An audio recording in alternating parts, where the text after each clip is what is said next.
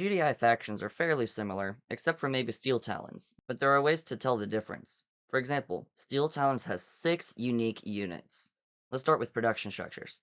Like Nod, the GDI faction's production structures are the same except for one outlier. Steel Talons doesn't have an armory, and you'll see why later. Onto support structures. All GDI factions have the Watchtower, Guardian Cannon, AA Battery, Ion Control Center, Combat Support Airfield, and Surveyor, but there are some variations within them. All the things mentioned stay the same except for the Guardian Cannon for Steel Talons. In it, the Guardian Cannon can get the Railguns upgrade. There's one building that GDI and ZOCOM hoard from Steel Talons though, and it is the beast that is the Sonic Emitter. Infantry, the backbone of the early phases of the game, according to most other factions.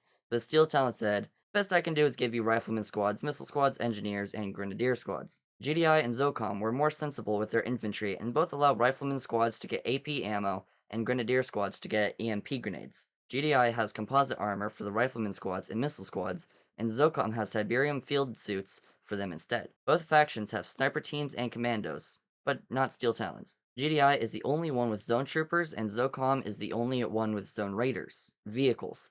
Finally, something that Steel Talons is good at.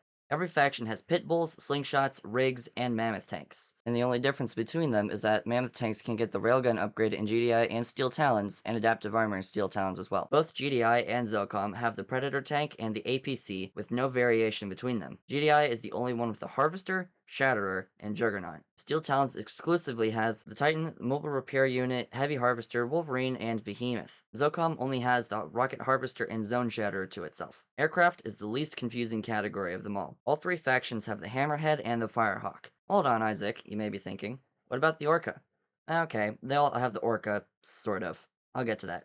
The Hammerhead can always get the AP ammo upgrade, and in ZOCOM can get the ceramic armor upgrade as well. The Firehawk can always select his loadout and get the Stratofighter and Hardpoints upgrade. Now for the Orcas. GDI and Steel Talons can both get the Orca and can upgrade it with Pulse Scan, Sensor Pods, and Hardpoints. ZOCOM, however, has the Zone Orca. It's basically the same thing, but has an AoE attack instead of a precision one. And last but not least, support powers.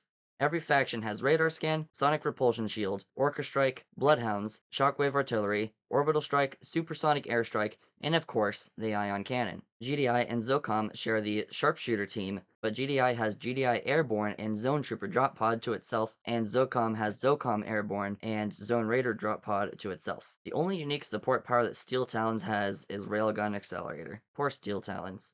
Thanks for watching. If you like this video, you can click here to watch my video on the differences between the Nod factions.